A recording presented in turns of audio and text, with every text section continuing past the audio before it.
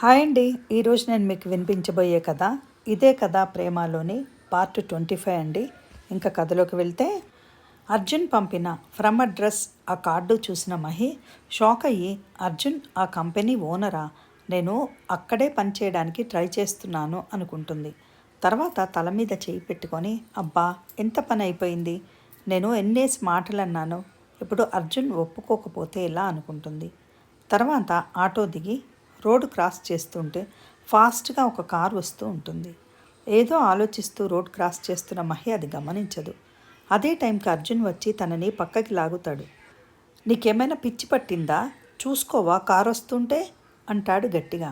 అలా అన్నా కూడా మహి ఆన్సర్ ఇవ్వకపోవడంతో ఒకసారి మహిని చూడగానే తను అపస్మారక స్థితిలో ఉన్నట్టు గుర్తించి మహిని రెండు చేతుల్లో ఎత్తుకుని తన ఆఫీస్ లోపలికి తీసుకెళ్ళి ఆమెని కుర్చీలో కూర్చోబెడతాడు.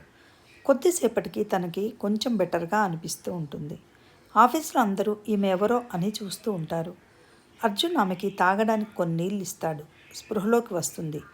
మొహము చేతులు రెండూ కూడా చెమటలు పట్టి ఉంటాయి. తన చేత్తో అర్జున్ చేతుల్ని గట్టిగా పట్టుకుంటుంది తనకి తెలియకుండానే. అర్జున్ మహిమ ఎలా ఉంది అంటాడు. ఇప్పుడు నేను ఎక్కడున్నాను అంటుంది అయోమయంగా చుట్టూ చూస్తూ.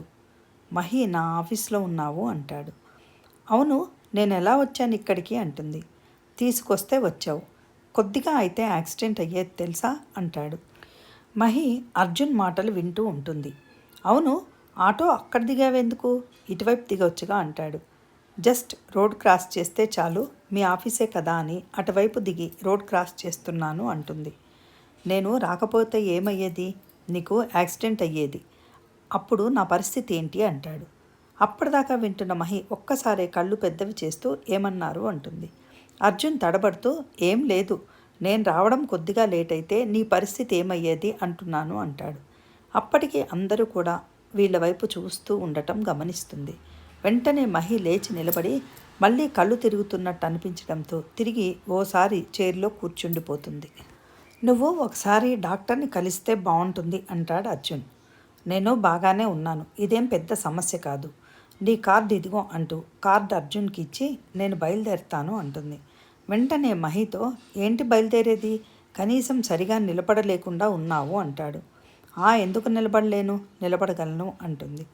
తర్వాత ఒకసారి చుట్టూ చూస్తుంది. అందరూ తన వైపే చూస్తూ ఉండటంతో ఎందుకు అందరూ మన వైపు చూస్తున్నారు అని అంటుంది. మహి ఇబ్బందిగా ఫీల్ అవుతోంది అని గ్రహించి అర్జున్ మహిని తన రూమ్లోకి తీసుకువెళ్ళి తన కుర్చీలో కూర్చోబెడతాడు. తర్వాత తన హ్యాండ్ కర్చీఫ్తో మొహాన పట్టిన చెమటంతా తుడిచి ఏసీ వేసి కూర్చోబెట్టడంతో థ్యాంక్స్ అంటుంది. ఈలోపు అర్జున్ దగ్గరికి అర్జున్ పిఏ వచ్చి సార్ మీటింగ్ అంటాడు.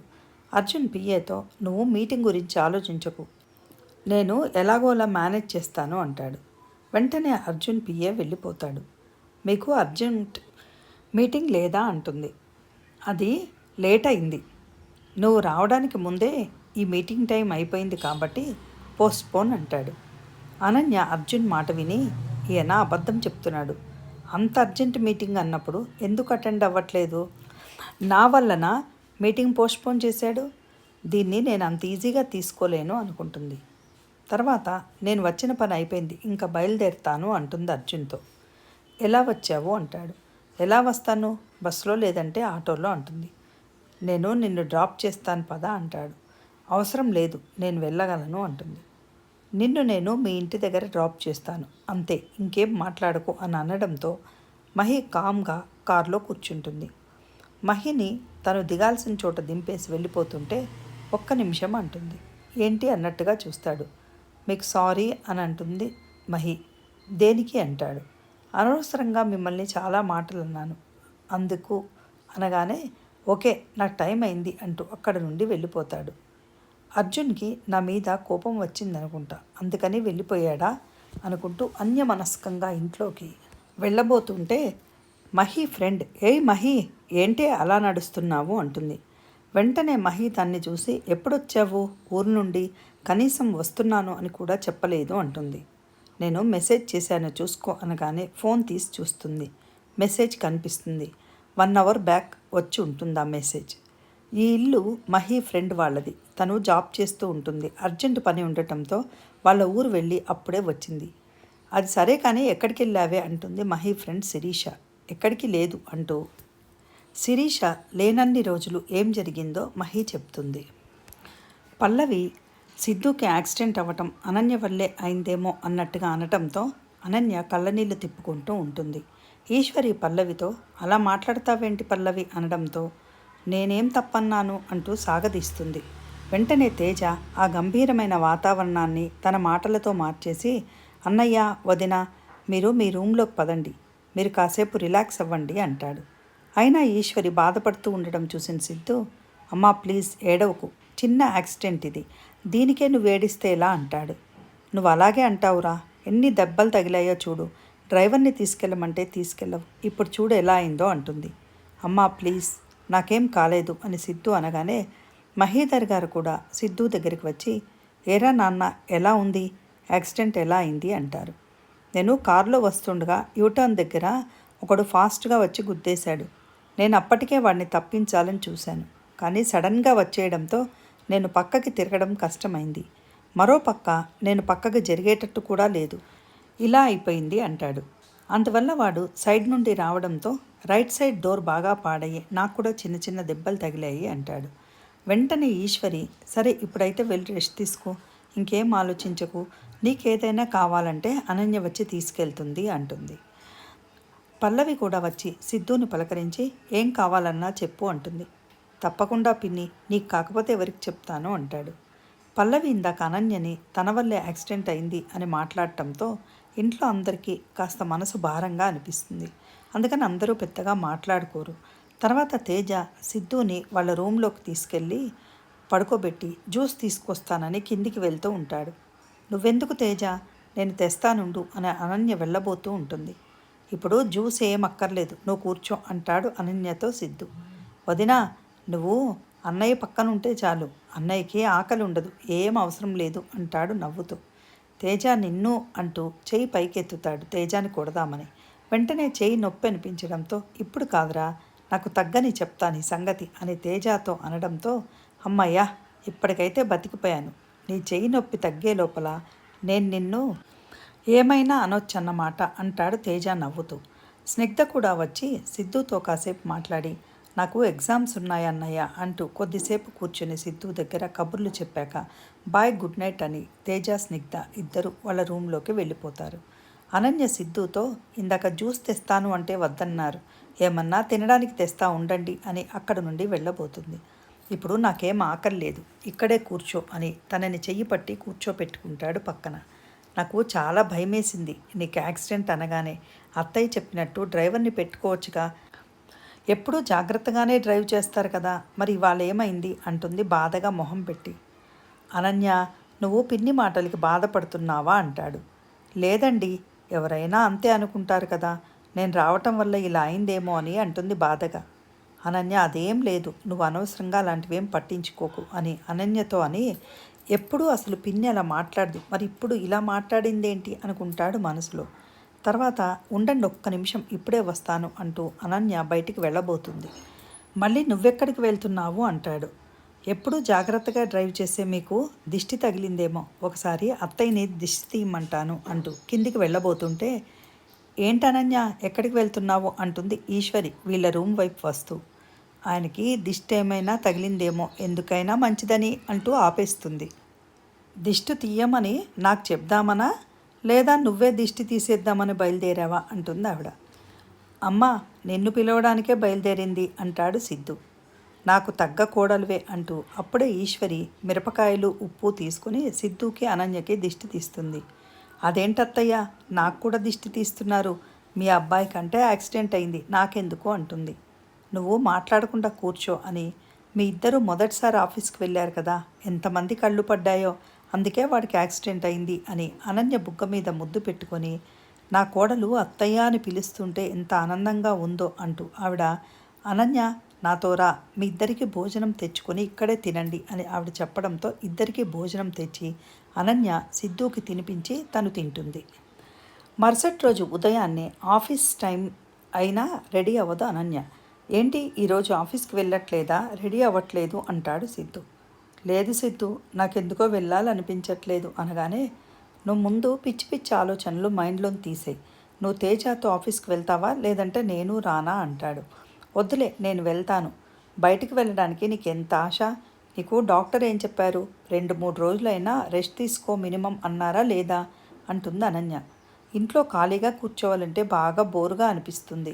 ఆఫీస్లో ఎలాగో చాలా వర్క్ ఉంది, వస్తాను అంటాడు. ఎందుకు? తేజ ఉన్నాడుగా, తేజ చూసుకుంటాడు అంటుంది.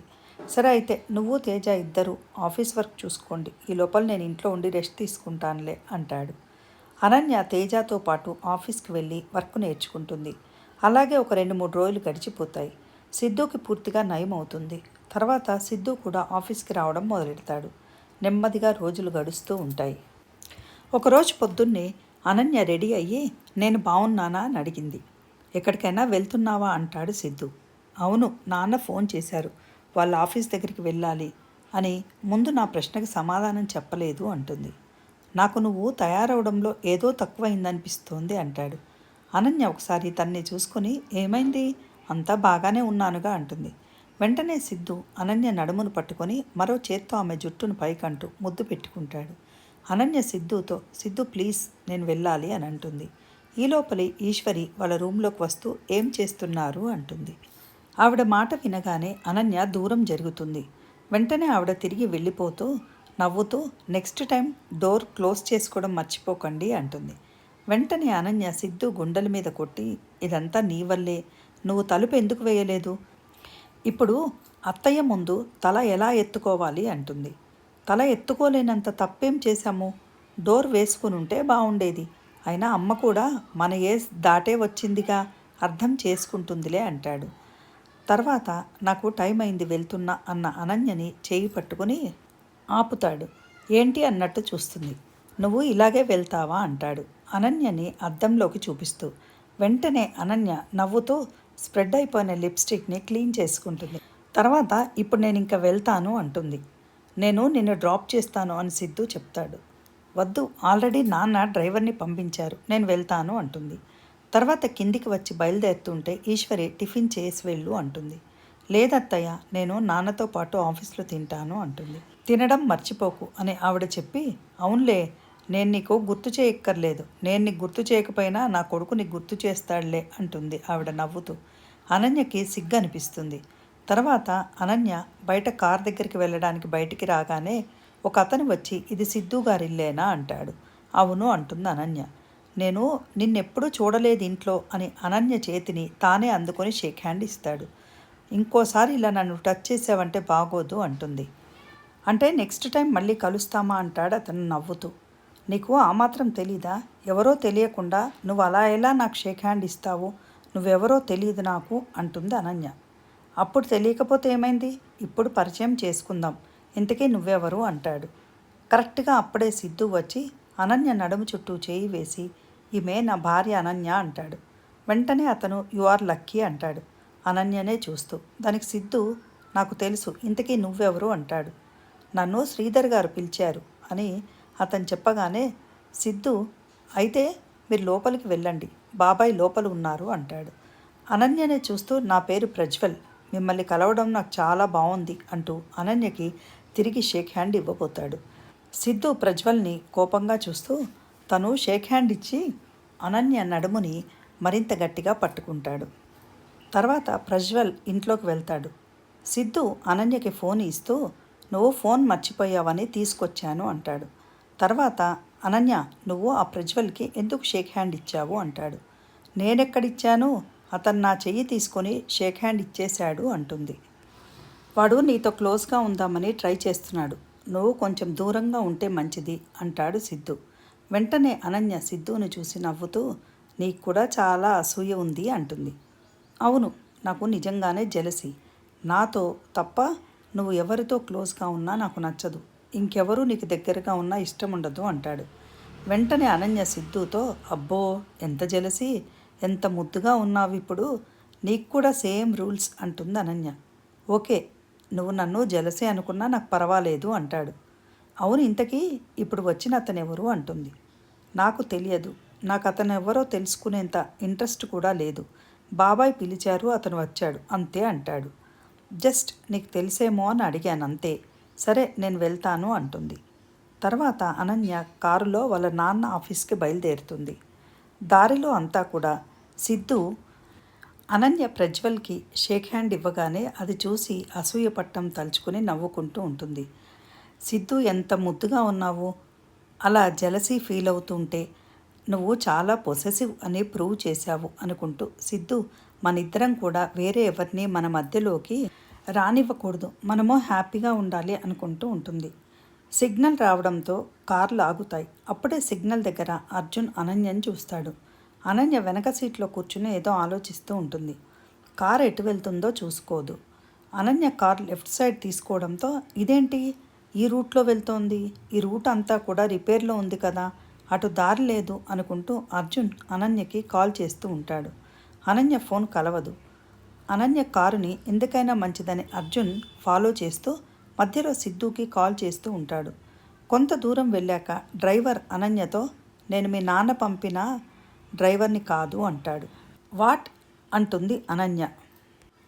ఎస్, నేను మీ నాన్న పంపిన డ్రైవర్ని కాదు అనగానే వెంటనే ఫోన్ తీసి సిద్ధుకి కాల్ చేస్తుంది. ఫోన్ లిఫ్ట్ చేసిన సిద్ధు ఏంటి అప్పుడే నన్ను మిస్ అవుతున్నావా అంటాడు.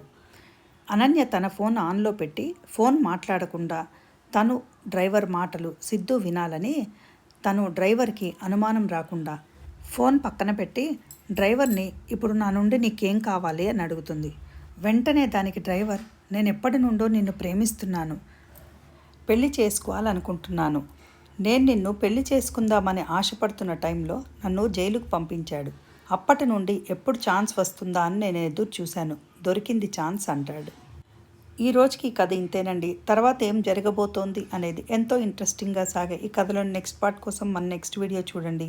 మీకు కనుక కథ నచ్చినట్లయితే ప్లీజ్ లైక్ చేసి షేర్ చేసి సబ్స్క్రైబ్ చేసుకోవడం మర్చిపోకండి. Thank you for listening. Have a nice day.